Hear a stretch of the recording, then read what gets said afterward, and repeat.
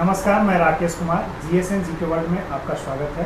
आज के या इस सप्ताह के संघर्षनामा में हमने एक ऐसे शख्सियत को चुना है जो कि जिनके जीवन में कई आयाम हैं और इनका व्यक्तित्व जो है बहुआयामी रहा है। बतौर प्रशासक बिहार में एक उल्लेखनीय योगदान, इसके अलावा लेखक और बाल साहित्य के नामचीन साहित्यकार भी बने। तो आइए, स्वागत है जयप्रकाश जी का। नमस्कार सर, हम आपसे जानना चाहेंगे कि आप अपने व्यक्तित्व में बहुत सारे आयामों को एक साथ समेट करके रखे हैं, तो क्या इसमें स्कूलिंग का प्रभाव है या फिर अपने आप को आपने सेल्फ मेड बनाया है? तो हम इस पर सब चाहेंगे कि आप प्रकाश करें। नहीं, ऐसा है कि प्रत्येक आदमी के जीवन में कई चीज़ों का प्रभाव पड़ता है। पारिवारिक माहौल का, विद्यालय का, या समाज में और जो बातें होती रहती हैं उसका भी। तो ये धीरे धीरे सभी चीज़ों में अपने हिसाब से लोगों का व्यक्तित्व विकसित हो जाता है।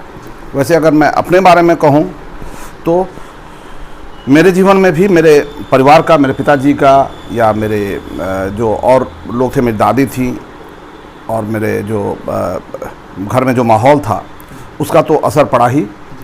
और मेरे पिताजी कविता वगैरह लिखते थे और काफ़ी, वैसे तो जिस तरह की वो कविता लिखते थे उस तरह की मैं तो नहीं लिखता था, लेकिन कम से कम ये लगता था कि कविता लिखना एक अच्छा काम है।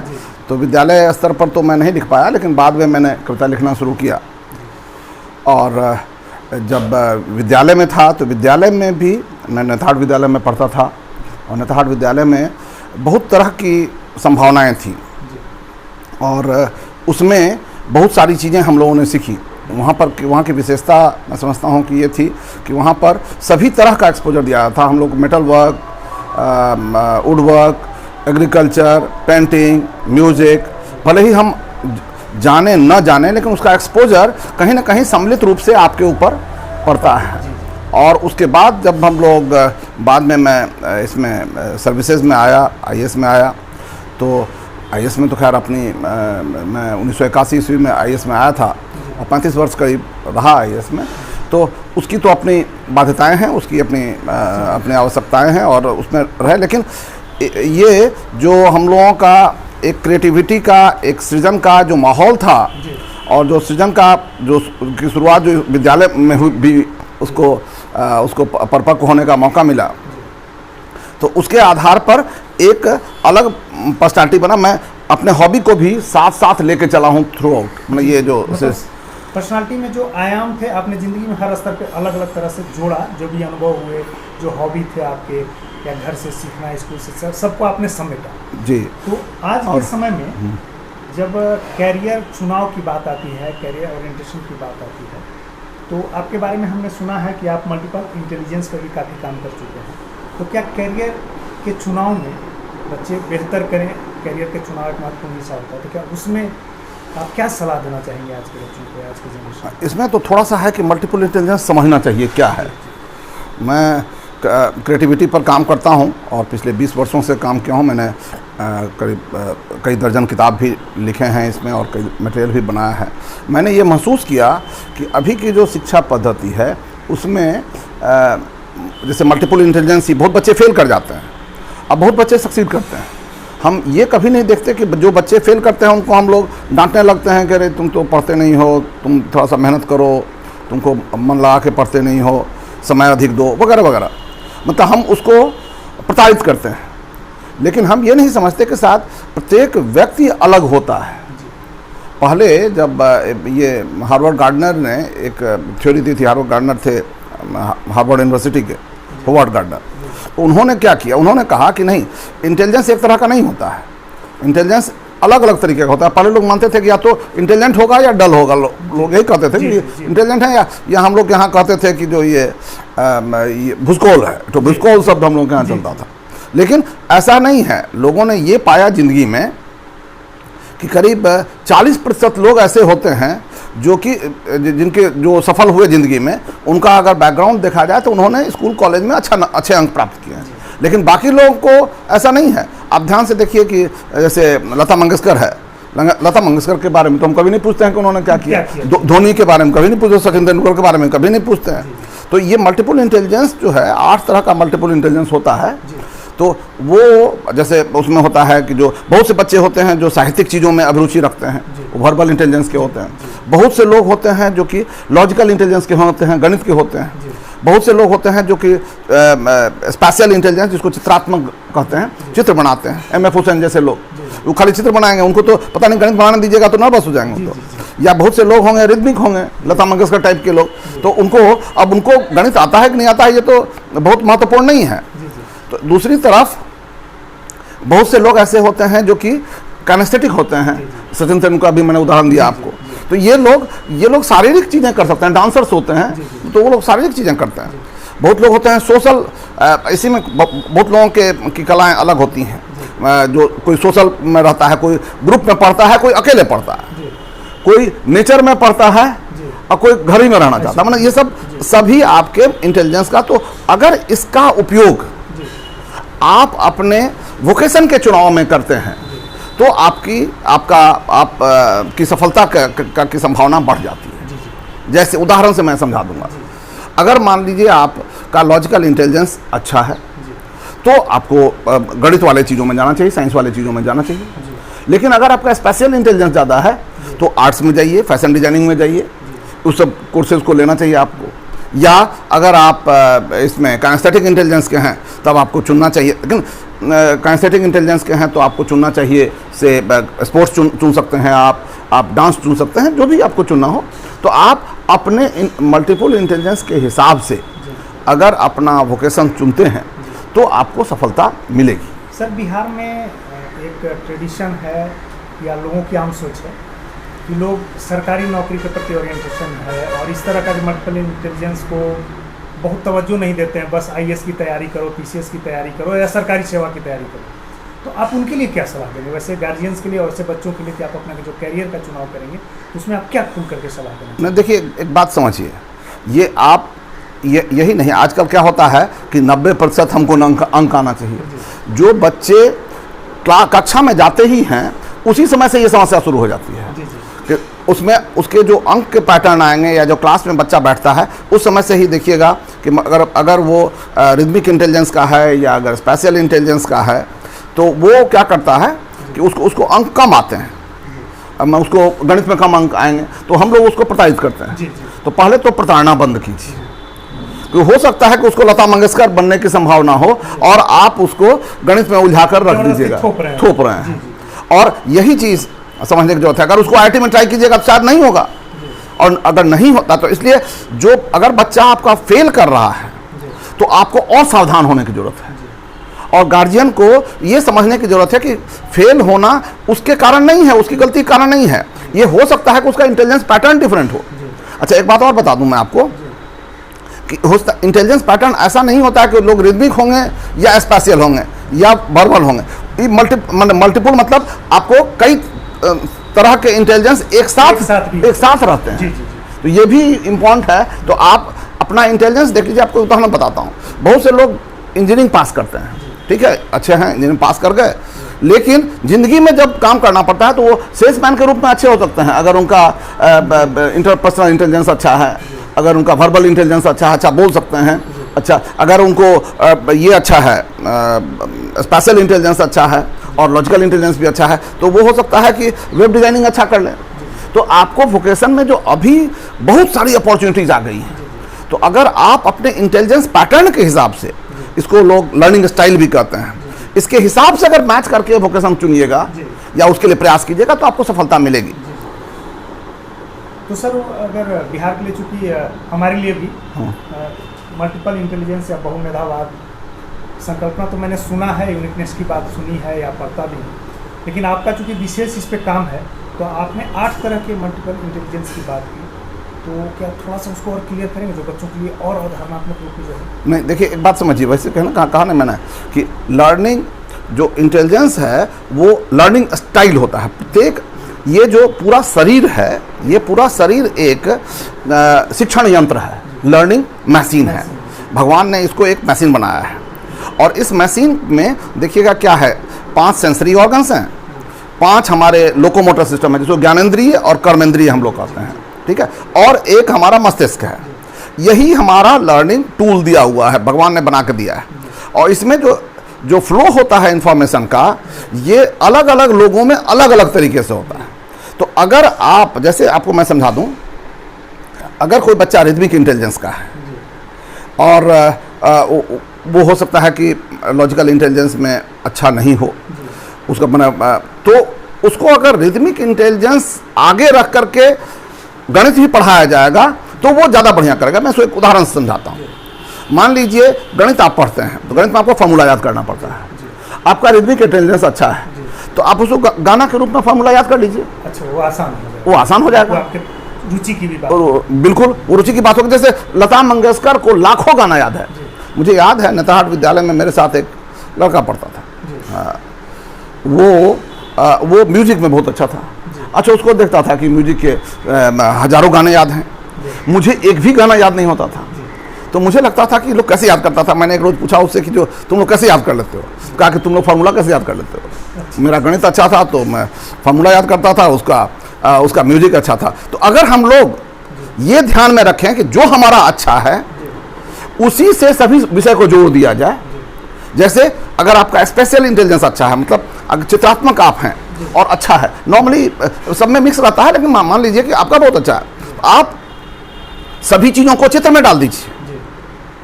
जैसे एक अवधारणा चित्र होता है, अवधारणा चित्र मतलब जो भी हम विचार होता है उसको एक चित्र में डालते हैं, एक मैप में डालते हैं, और उस मैप में डाल के पढ़िएगा तो आप सीख जाइएगा। मैं आपको एक उदाहरण बताता हूँ, बड़ी अच्छी इंटरेस्टिंग बात, कहानी सुनाता हूँ।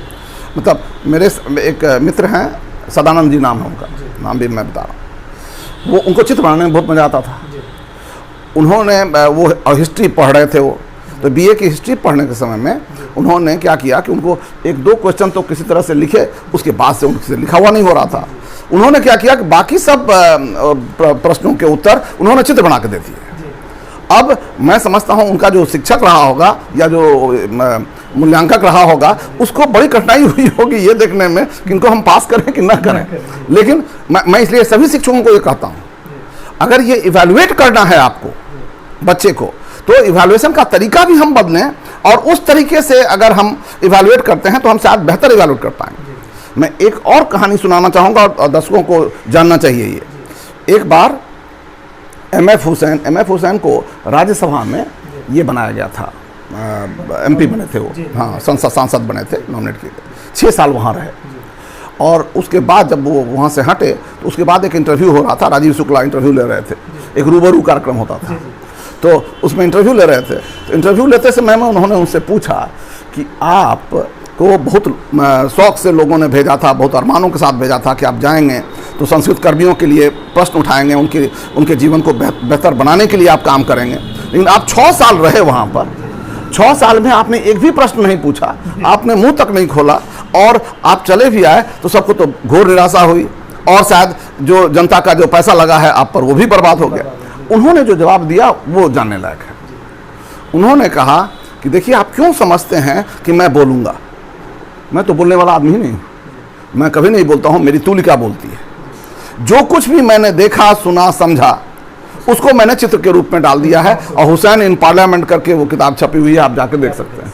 तो ये देखिए, ये इवैल्यूएशन, उनका इवैल्यूएशन अगर किया जाए कि वो बोलते हैं कि नहीं बोलते हैं, तो यह एक अन्याय होगा। यही हम बच्चों के साथ अन्याय कर रहे हैं, और यही हम अपने बच्चों को अगर दिशा दे दें तो फिर वो एक नए रास्ते पर चल निकलेंगे। सर, आपके बारे में सुना जाता है कि आप विद्यालय के दिनों से पुस्तकालय का खूब उपयोग करते हैं, तो सेल्फ स्टडी और प्रिपरेशन के बीच में जो को रिलेशन है, इसको आप तैयारी करने वाले बच्चों के साथ कैसे जोड़ पाएंगे, या क्या कहना चाहेंगे, कैसे जो है बेहतर करें? देखिए, आपने अच्छा प्रश्न पूछा है। उस समय ज़माने में तो पुस्तकालय बहुत महत्वपूर्ण हुआ करता था, और नेताहाट विद्यालय में जब हम लोग गए, कक्षा 7 में थे हम लोग, तो दूसरे ही दिन हम लोगों को लाइब्रेरी घुमाने के लिए लोग ले गए, और दूसरे ही दिन मुझे याद है कृष्णचंद्र का उपन्यास है बहादुर बलराज, उसके जो वॉल्यूम्स थे वो हम लोग लेकर के चले आए कि अब ये पढ़ेंगे, और काफ़ी पढ़ाई भी की। और मैंने ये देखा कि देखिए, कई बातें मैं चाहता हूँ कि जो आपके दर्शक हैं वो इसको समझने का प्रयास करें कि सेल्फ लर्निंग का कोई विकल्प नहीं है। हमारा अल्टीमेट उद्देश्य सेल्फ लर्निंग की ओर ही जाना है। तो कैसे जाएंगे? तो सेल्फ लर्निंग के टूल होते हैं। अब सेल्फ लर्निंग के टूल क्या क्या हैं? जैसे पुस्तकें सेल्फ लर्निंग के टूल हैं एक। दूसरे सेल्फ लर्निंग की टूल क्या हो सकती है? अखबार सेल्फ लर्निंग का टूल है, मैगजीन सेल्फ लर्निंग का टूल है, अभी कंप्यूटर, इंटरनेट, टीवी सभी सेल्फ लर्निंग के टूल हैं। ये सभी को कैसे सीखा जाए, इनसे इससे को सीखने की जरूरत है। पुस्तकें तो अनंत हैं, लेकिन पुस्तकें कैसे पढ़ी जाएं? मैं आपको बताता हूं, मैं जब पुस्तक पढ़ता था तो डायरी हम लोग एक रखते थे। अभी हाल तक डायरी थी, पता नहीं बीच में कभी अब ये मिसप्लेस्ड हो गई। उस डायरी में हम लोग प्रत्येक किताब का जो भी पढ़ते थे उसका एक रिव्यू लिखते थे, और रिव्यू लिखने के क्रम में और उसमें दूसरा काम करते थे कि जो हम लोग को अच्छी बातें लगती थी उसको एज कोटेशन लिख लेते थे। अगर गुनाहों को देवता हमने पढ़ा तो गुनाहों को देवता में कोई अगर लाइन अच्छी लगी तो उसको मैंने लिख कर रख लिया, कोई कविता अच्छी लगी तो लिख कर रख लिया। अब देखिए, जब आप ऐसे लिखने जाएंगे, जब आप कभी बोलने जाएंगे तो वो सारी कविताएं, वो सारे विचार आपको काम आएंगे। तो आप जब भी पढ़ें तो एक नोट रखें, एक डायरी रखें जिसमें आप नोट करते रहें। आप जैसे टीवी देखते हैं, मैं आपको उदाहरण दूंगा, सभी को टीवी देखने के लिए या कंप्यूटर देखने के लिए मैं आपको दो तीन टेक्निक बताऊंगा। आप कंप्यूटर देख रहे हैं या टीवी देख रहे हैं तो टीवी में नॉर्मली हम लोग क्या होता है, दो तरह की लर्निंग होती है। एक को कहते हैं पैसिव लर्निंग, एक को कहते हैं एक्टिव लर्निंग। अब दोनों में क्या अंतर है मैं बताता हूँ। पैसिव लर्निंग हम लोग देख रहे हैं तो एक कहानी देख रहे हैं और आराम से बैठे हुए हैं, कोई बात नहीं, कहानी चली जा रही है, एंजॉय कर रहे हैं। लेकिन जब एक्टिव लर्निंग होगी तो उसमें क्या करेंगे, उसमें हम आगे आगे सोचते रहते हैं कि देखिए इसमें क्या होगा, आज एक सीरियल देखा और कल क्या सीरियल में आने वाला है जरा गेस करते हैं, और फिर हम कल वेरीफाई करेंगे कि वो आया कि नहीं आया, वो अलग तो नहीं हो गया। तो ये अगर आप करते हैं तो आप एक्टिव लर्नर बन जाते हैं। आप मैगजीन में देखते हैं, कुछ पढ़ते हैं और उसके बाद सोचते हैं कि इसके बियॉन्ड क्या हो सकता है, इसमें क्या और संभावना है, जो कितनी बातें लिखी हुई हैं। और अगर एक और मैं अनुरोध करूंगा आपको कि कभी भी कोई चीज़ पढ़िए तो जैसे लाइब्रेरी अगर जाते हैं तो कोई घटना हुई, अभी जैसे कोरोना की घटना हो रही है, तो आपको 7-8 अखबार है, 7-8 अखबारों में पढ़िए, देखिए सभी में अलग अलग चीज़ मिलेगा। अभी चीन के साथ संबंध है हमारे, अभी चर्चा का विषय है। आप 5-7 अखबारों में पढ़िए, 5-7 मैगजीन में पढ़िए और देखिए कि सबके पर्सपेक्टिव कैसे अलग अलग हैं। इस विभिन्न दृष्टिकोणों से जब आप देखेंगे तो ये आपका एक क्रिटिकल एनालिसिस कैसे किया जाए, इसका आपका ये बदल जाएगा, आउटलुक बदल जाएगा, और ये आपको मदद करेगा सभी तरह की परीक्षाओं में तैयारी में, और यही नहीं, आपको इंटरव्यू में भी मदद करेगा। इसलिए आपको एक और तरीका मैं बताना चाहूँगा आप लोग का। जब भी कोई, अगर मतलब आप लोग इंजीनियरिंग की तैयारी करते हैं, मेडिकल की तैयारी करते हैं, या और भी IAS की तैयारी करते हैं आप लोग UPSC में, तो आप देखिए उसमें एक तरीका शुरू से ही अपनाइए। किसी भी सवाल को, मैथमेटिक्स का सवाल है, और ये मैंने सीखा, अपने शिक्षक थे वहाँ, रामकृष्ण वर्मा एक थे, गणित के शिक्षक थे। वो क्या करते थे, हम लोग को एक सवाल देते थे और एक सप्ताह समय देते थे। वो करते, एक सप्ताह में हमें क्या करना पड़ता था कि उस सवाल को जितने तरीके से बनाना है बनाते थे हम लोग। सबसे अधिक अंक उसी को मिलेंगे जो सबसे ज़्यादा बनाएगा। तो लोग एक दूसरे को बताते नहीं थे। हम पूछ सकते थे, हम शिक्षकों से बात कर सकते थे, हम लाइब्रेरी जा सकते थे, हम दूसरे अपने सीनियर से बात कर सकते थे, लेकिन हम दूसरे को नहीं बताते, अपने दोस्त को नहीं बताते, क्योंकि वो जान जाएगा तो फिर टेक्निक। तो एक सवाल को कई तरीके से बनाना, ये सीखना चाहिए। और ये अगर सीखेंगे आप तो आपके सवाल को अप्रोच करने का, क्योंकि आपको परीक्षा में जो सवाल आता है वो अलग होगा जो कि साथ आपकी किताबों में नहीं होगा। तो लेकिन आप उस समय में हो सकता है कि एक टेक्निक नहीं काम करे, तो आप उसी को दूसरे टेक्निक से बनाइएगा, तीसरे टेक्निक से बनाइएगा, तो आप सभी सवाल का हल निकाल। सर, आपके बारे में यह जो कहा जाता है, या लोग सामान्य लोग जानते हैं, स्कूल के दिनों से लेकर तैयारी के दिनों कुछ अलग करने की आपने एक ललक थी, अलग तरह से प्रस्तुत करते थे। तो इस तकनीक को जो आपने सीखा, क्या सिविल सर्विसेज में आपके मददगार बना, या आप बेहतर कर पाए, ऐसा आपको लगता है? देखिए ऐसा है ना, एक जो मेरी अपनी यह वीकनेस था या स्ट्रेंथ था, ये मैं आपको बताना चाहूँगा कि होता क्या है कि मुझे लगता था कि अगर गणित बनाने का एक ढंग है जो कि आप भी कर रहे हैं, राकेश जी भी बना रहे हैं, तो अरे तो राकेश जी भी बनाएंगे या क्लास में वो सिखाया गया है तो मैं भी उसी तरह का अगर बनाऊंगा तब लोग क्या कहेंगे कि तो ये तो वही उतार दिया, जो क्लास में वो सभी लोग वही कर रहे हैं। तो आप कुछ अलग ढंग से बनाइए, अलग ढंग से कीजिए। तो अगर हमको ऐसे लिखना था तो लोग वचनदेव कुमार अगर पढ़ते थे, उस समय वचनदेव कुमार की किताब हुआ करती थी, तो मैं कहता था कि वचनदेव कुमार से तो सब लिख लेगा, तो मैं वचनदेव कुमार क्यों पढ़ूंगा, मैं जाकर हंस पढ़ता था और उससे कोटेशंस निकालता था, या जो लाइब्रेरी में जाकर के कई किताबें पढ़ा और सबसे लिखने का अलग अलग निकाले। तो ऐसे लिखना है तो अलग लिखेंगे। अगर सवाल, मुझे याद है फिजिक्स में पढ़ रहा था बीएससी में, और उस समय में हम लोगों को, आप लोग पता नहीं फिजिक्स के बारे में कितना अवगत हैं और दर्शक अवगत होंगे, मुझको लगता है जो लोग जानते होंगे। तो फिजिक्स में हम लोग जो पढ़ते थे तो कार्टेशियन कोऑर्डिनेट कहता है उसको, उस पर सभी सवाल बनते थे, नॉर्मली उसी में रखते थे। तो मैंने कहा कि सभी लोग कार्टेशियन कोऑर्डिनेट में बनाएंगे, तो मैंने डिसाइड किया कि नहीं, मैं कुछ नहीं बनाऊंगा, मैं सबको पोलर कोऑर्डिनेट में बनाऊंगा। अब मैंने पूरी किताब को पोलर कोऑर्डिनेट में बना डाला, और उसका, या सभी लोग सॉल्व करते थे सिंपल तरीके से, मैंने कहा कि मैं उसको कैलकुलस यूज़ करके बनाऊंगा।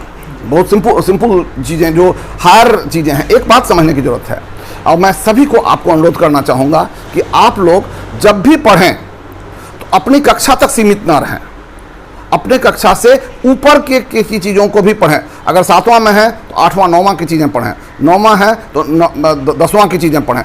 ये आगे की चीज़ पढ़िएगा तो आपको अपने क्लास की चीज़ अधिक समझ में आएगी। ये एक तरीका हमेशा रखिए। और इसके लिए मैं ये आपको सुझाव दूंगा कि आप टेक्स्ट बुक मेथड से, जो अभी जो टेक्स्ट बुक पढ़ाया जाता है उससे अलग हटिए, स्टैंडर्ड टेक्स्ट बुक में जाइए। मतलब जैसे आप ये पढ़ रहे हैं, अंकगणित पढ़ रहे हैं, तो अंकगणित में चक्रवर्ती जैसी किताब लीजिए, जो पूरा अंकगणित पढ़ा जाता है। या अगर अलजेब्रा पढ़ना है तो केपी बसु जैसी किताब लीजिए, जो कि पूरा अलजेब्रा सिखाया जाता है। तो ये जो उसमें फ़ायदा क्या है, या हॉलैंड स्टीवंस देखिएगा, ज्योमेट्री सिखाता है। अगर आपको अभी 3-4 त्रिभुज में आपको 2-4 थ्योरम पढ़ाया गया, उसमें 20 थ्योरम है, तो आप 20 थ्योरम पढ़ा सकते हैं अगर चाहिए तो आपको ज़्यादा आगे करने की ललक होगी और आप इसका फ़ायदा होता है। यूपीएससी में आपने पूछा था, यूपीएससी में आपको बहुत नए सब्जेक्ट पढ़ने पड़ते हैं, और नए सब्जेक्ट पढ़ने के लिए अगर आपको सेल्फ लर्निंग का और सेल्फ क्रिएशन का तरीका आपने नहीं सीख लिया है तो वहाँ पर बड़ी कठिनाई होगी। वहाँ सब कुछ नया है। मैं फिजिक्स का स्टूडेंट था, मुझको मैथमेटिक्स मैंने पेपर लिया था, या कोई आदमी साइकोलॉजी लेता है। तो अब नया सब्जेक्ट आप कैसे पढ़ेंगे जब तक कि आपको नया करने की, नया चीज़ें समझने की आदत ना हो जाए। तो अगर आप ये बचपन से आदत रखिएगा, स्कूल कॉलेज में आदत रखिएगा, तो आपको बहुत सहज हो जाएगा। अच्छा, ये वही नहीं, आपको जीवन में भी आपको बहुत मदद, क्योंकि हमेशा नया पढ़ना है। अगर आप सर्विसेज में आ भी जाते हैं, हम लोग IAS में आ गए, तो रोज़ नया कानून पढ़ना है हम लोग।